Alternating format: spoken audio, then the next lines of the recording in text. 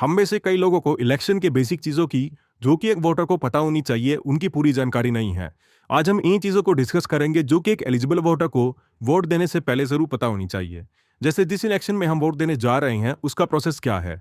Election process को जानने से पहले हम बेसिकली समझ लेते हैं गवर्नमेंट ऑफ इंडिया के स्ट्रक्चर के बारे में।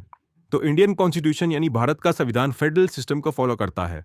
फेडरल सिस्टम के अकॉर्डिंग इंडिया में दो टाइप की गवर्नमेंट होती है, central government and state government. पहले बात करते हैं सेंट्रल गवर्नमेंट की। इंडियन पार्लियामेंट मतलब भारतीय संसद। Parliament of India is supreme legislative body of republic of India. मतलब parliament of India two houses से मिलकर बनता है, Rajya Sabha upper house and Lok Sabha lower house. Parliament अपने इन दो हाउसेस की मदद से लॉ यानी कानून बनाता है और लॉज पार्लियामेंट से पास होने के बाद प्रेसिडेंट के द्वारा उसको पूरे देश में लागू कर दिया जाता है। According to the constitution of India Rajya Sabha में मैक्सिमम 250 मेंबर्स हो सकते हैं and current laws and provision के हिसाब से इसमें 245 मेंबर्स हैं।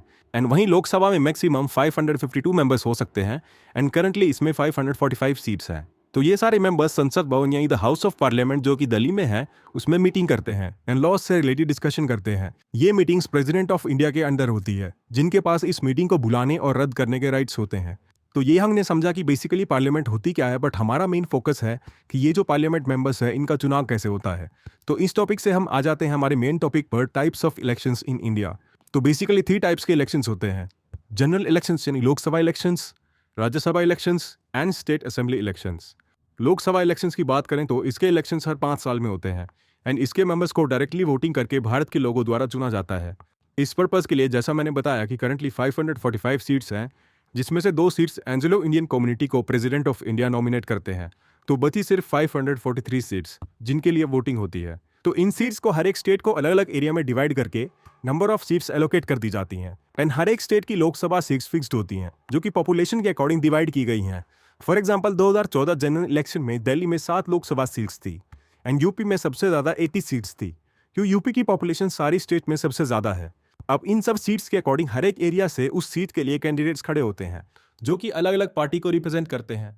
वोटिंग होने के बाद जो भी पार्टी 50% से ज़्यादा सीट्स जीत जाती है उस पार्टी की सरकार बन जाती है। और जब 543 सीट्स में से एक पार्टी को मेजोरिटी यानी बहुमत से जीतने के लिए 50% से ज़्यादा सीट्स चाहिए होती हैं, जो कि होती है 272। फॉर एग्जाम्पल 2014 में बीजेपी ने लोकसभा में 282 सीट्स जीती थी एंड एनडीए से मिलकर टोटल 363 सीट्स, जिससे उनकी पार्टी जीत गई थी। उसके बाद जो विनिंग पार्टी का लीडर होता है वो प्राइम मिनिस्टर अपॉइंट कर दिया जाता है। ये लोकसभा मेंबर्स जो मेजोरिटी में हैं वो वोटिंग करके प्राइम मिनिस्टर सेलेक्ट करते हैं। आने वाले लोकसभा इलेक्शंस अप्रैल एंड मई 2019 में होंगे। अब बात करते हैं अपर हाउस की यानी राज्यसभा की।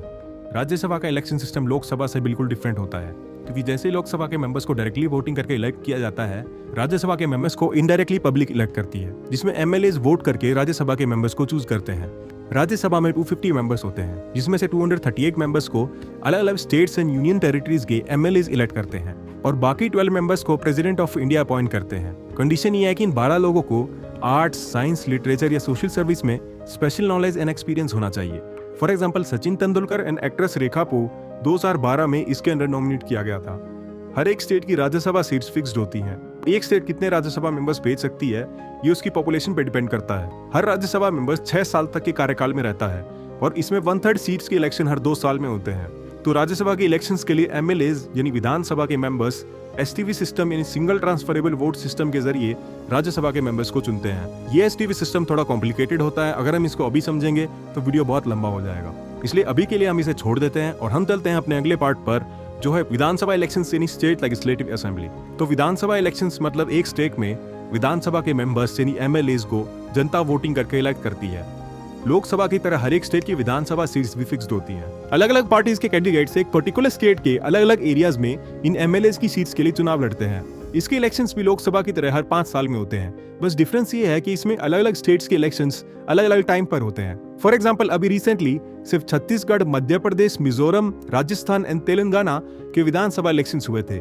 ऐसे ही अलग अलग टाइम पर हर एक स्टेट के 5 साल के टाइम पीरियड के अंदर विधानसभा इलेक्शंस होते रहते हैं। तो सिंपली इलेक्शन के बाद जो भी पार्टी 50% से ज़्यादा सीट जीत जाती है उनकी पार्टी मेजोरिटी यानी बहुमत से जीत जाती है और उस स्टेट में उनकी सरकार बन